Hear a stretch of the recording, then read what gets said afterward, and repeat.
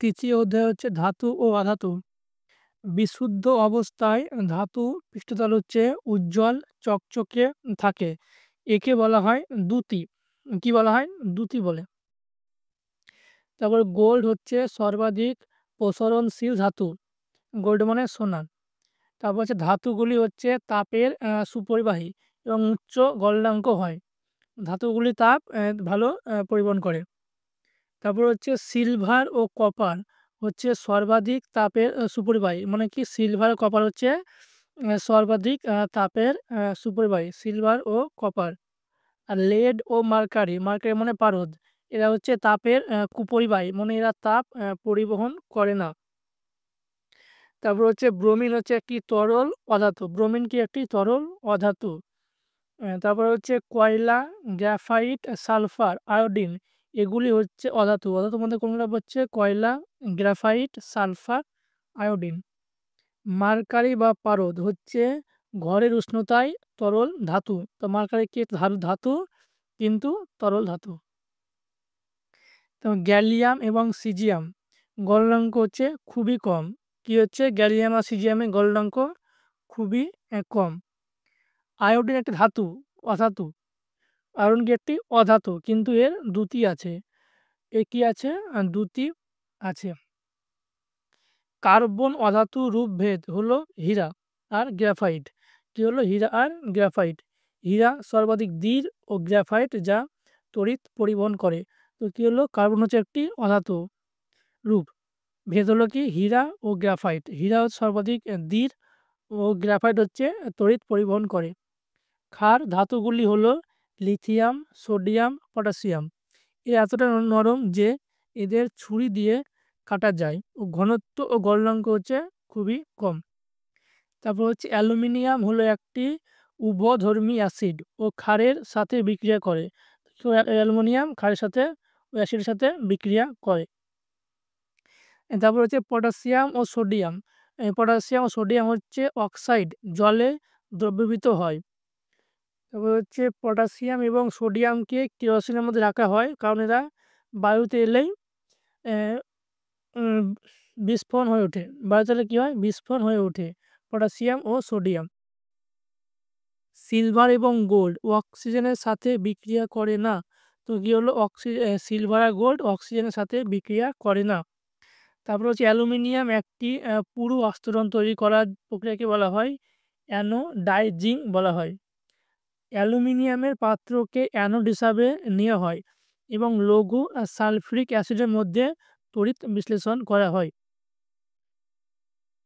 Potassium এবং sodium ঠান্ডা জলের সাথে বিক্রিয়া করে। তো কী হলো? পটাশিয়াম আর সোডিয়াম ঠান্ডা জলের সাথে বিক্রিয়া করে। অ্যালুমিনিয়াম, আয়রন, জিঙ্ক জলীয় বাষ্পের সাথে বিক্রিয়া করে এবং ঠান্ডা বা গরম জলের সাথে বিক্রিয়া করে না।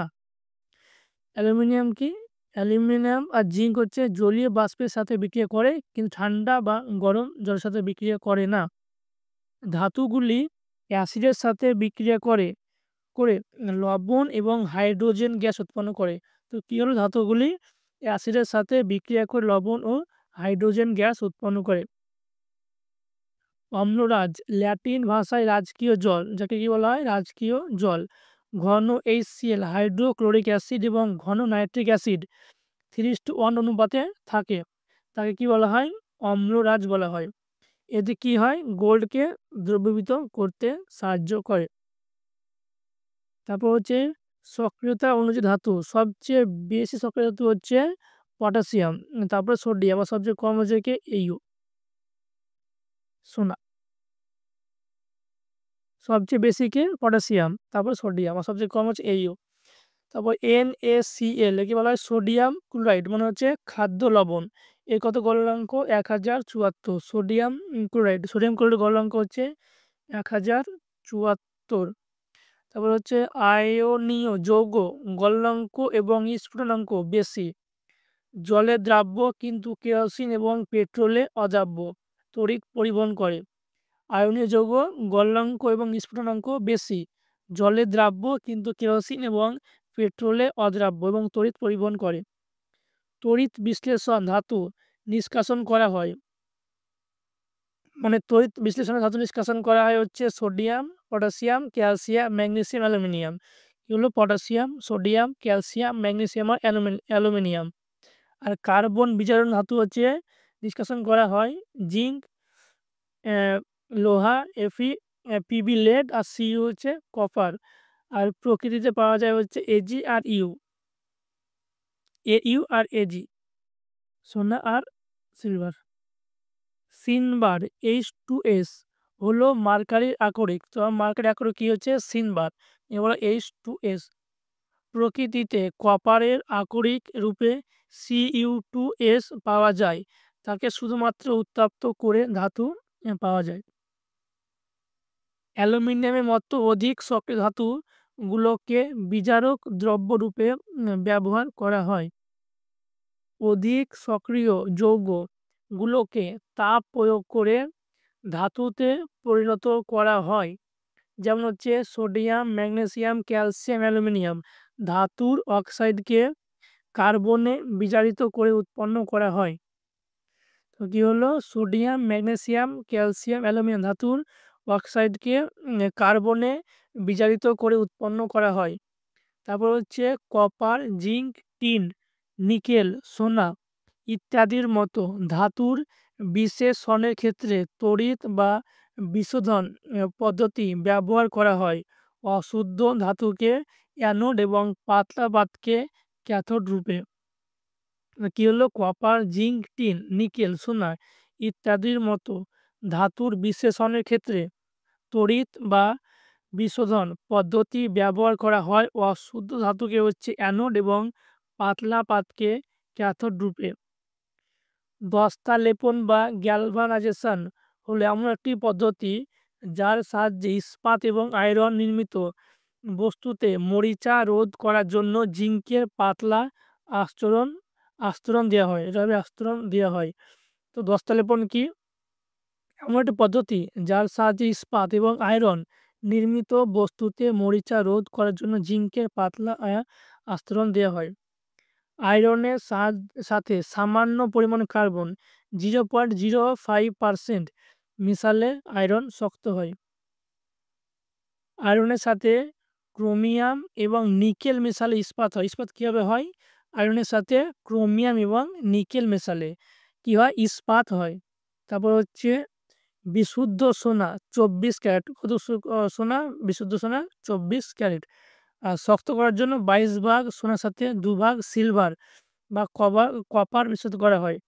তো 22 ভাগ সোনার সাথে 2 ভাগ সিলভার বা কপার মিশ্রিত করা হয়। ধাতুর সাথে পারদ মেশালে তাকে অ্যামালগাম বলে।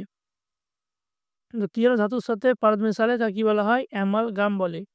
কয়েকটি অ্যামালগাম নাম হচ্ছে ব্যবহার। সোনা বা রূপোর অ্যামালগাম হচ্ছে পারদের সঙ্গে কী হয়, দাঁতের চিকিৎসায়। টিনের পারদ সংগ্রহ হচ্ছে দর্পণ মানে আয়নার তড়িতে। দস্তার পারদ সংগ্রহ হচ্ছে তড়িৎ কোষে ব্যবহৃত করা হয়। তারপর হচ্ছে ধাতু সংকরের তড়িৎ পরিবাহিতা এবং গলনাঙ্ক বিশুদ্ধ ধাতুর চেয়ে কম। ধাতু সংকরের তড়িৎ পরিবাহিতা এবং গলনাঙ্ক হচ্ছে বিশুদ্ধ ধাতুর চেয়ে কম হয়। কপার প্লাস জিঙ্ক মেশালে কী হয়, পিতল হয়। কপার প্লাস জিঙ্ক মেশালে কী হয়, পিতল হয়। আর কপার প্লাস টিন যদি মেশায় তাহলে কী হয়, ব্রোঞ্জ বা কাঁসা। তড়িৎ সুপরিবাহী নয়, মানে তড়িৎ পরিবহন করে না। লেড প্লাস টিন মিলে হয় রাং। রাং হচ্ছে একজনই যে তার জোড়া লাগার জন্য ব্যবহৃত হয়, রাং বলা হয়। লেড বা টিন। অধাতুকে ইলেকট্রন দান করে ধাতুগুলো ধনাত্মক হয়। তো কী হয়, অধাতুকে ইলেকট্রন দান করে ধাতুগুলো ধনাত্মক হয়। অতিরিক্ত কিছু প্রশ্ন উত্তর। ধাতু ও তার আকরিক। অ্যালুমিনিয়াম আকরিকের নাম হচ্ছে কোরান্ডাম, ডায়োস্পার, বক্সাইট, স্পাইনেল, ক্রায়োলাইট, ফিলোস্পার, ক্রেওলিন, অ্যালুমাইট ও টরকুইস। তারপর হচ্ছে ম্যাগনেসিয়ামের আকরিক হচ্ছে ম্যাগনেসাইট, কার্নালাইট, কাইসেরাইট, ডলোমাইট। তারপর হচ্ছে জিঙ্কের হচ্ছে zincite, franklinite, calamine, zinc blende, wolframite. Iron লোহার হচ্ছে magnetite, red haematite, brown haematite, iron pyrites, spathic iron. Copper বা তামা, তামার হচ্ছে cuprite, melaconite, copper glance, copper pyrites বা চালকো পাইরাইটিস, মেলাকাইট, অ্যাজুরাইট, অ্যাটকামাইট। তারপর হচ্ছে সংকর ধাতু তৈরি, পিতল বা ব্রাস 60% হচ্ছে কপার ও 80% হচ্ছে জিঙ্ক মেশালে কি হয় পিতল বা ব্রাস তৈরি হয়। 60% হচ্ছে কপার আর 40% হচ্ছে জিঙ্ক বা 80% কপার আর 20% হচ্ছে জিঙ্ক মেশালে পিতল বা ব্রাস হয়। তারপরে হচ্ছে ব্রোঞ্জ, ব্রোঞ্জ মিশালে কি তৈরি হয় কপার আর টিন। 75% কপার থাকলে 25% থাকবে টিন, আর 90% কপার থাকলে 10% থাকবে হচ্ছে টিন ব্রোঞ্জ। তারপর হচ্ছে কাঁসা ও বেল মেটাল, 80% কপার ও 20% টিন মেশালে হয় কাঁসা বা বেল মেটাল। তারপর জার্মান সিলভার, 50% কপার, 30% জিঙ্ক ও 20% নিকেল মেশালে হয় জার্মান সিলভার।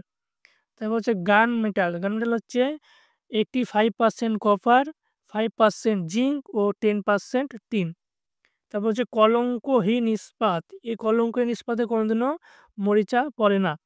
লোহা হচ্ছে 88% আর ক্রোমিয়াম হচ্ছে 12%। লোহা আর ক্রোমিয়াম মিশিয়ে তৈরি হয় কলঙ্কহীন ইস্পাত। তারপর হচ্ছে রং ঝাল, 50% লেড আর 50% হচ্ছে টিন।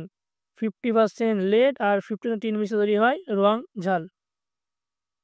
তারপর টাইপ মেটাল, 75% লেড, 20% অ্যান্টিমনি ও 5% টিন মেশালে হয় টাইপ মেটাল। অ্যালুমিনিয়ামের পাত্রে চাটনি বা টক জাতীয় খাবার খাওয়া উচিত নয়, কারণ এটা অ্যালুমিনিয়ামের সাথে বিক্রিয়া করে ক্ষতিকারক যৌগ উৎপন্ন করে। কি করে অ্যাসিডের সঙ্গে অ্যালুমিনিয়াম বিক্রিয়া করে ক্ষতিকারক যৌগ উৎপন্ন করে। দস্তার প্রলেপ দেওয়ার পাত্রে, প্রলেপ দেওয়ার পাত্রে খাবার খাওয়া উচিত নয়, কারণ দস্তার সাথে খাদ্যদ্রব্যের বিক্রিয়া ঘটে লবণ উৎপন্ন করতে পারে, যা স্বাস্থ্যের জন্য ক্ষতিকর। ডুরাবন সংকর ধাতু নির্মিত পাত্রে অ্যাসিড রাখা হয়, তো অ্যাসিড রাখা হয় কিসে, অ্যাসিড রাখা হয় ডুরাওরন সংকর ধাতু নির্মিত পাত্রে। তারপরে পিচ ব্লেন্ড হচ্ছে ইউরেনিয়ামের আকরিক, তো কি হচ্ছে পিচ ব্লেন্ড হচ্ছে ইউরেনিয়ামের আকরিক। ফটোগ্রাফির ফ্লাক্স বাল্ব প্রস্তুতিতে অ্যালুমিনিয়াম ব্যবহৃত করা হয়। তারপর হচ্ছে বিশুদ্ধ লোহায় মরিচে পড়ে না, আর কলঙ্কহীন ইস্পাতে কখনোই মরিচা পড়ে না। তামার বর্ণ হচ্ছে আর্দ্র বায়ুতে সবুজ হয়, তো কেমন হয় তামার বর্ণ আর্দ্র বায়ুতে, তামার বর্ণ আর্দ্র বায়ুতে সবুজ হয়।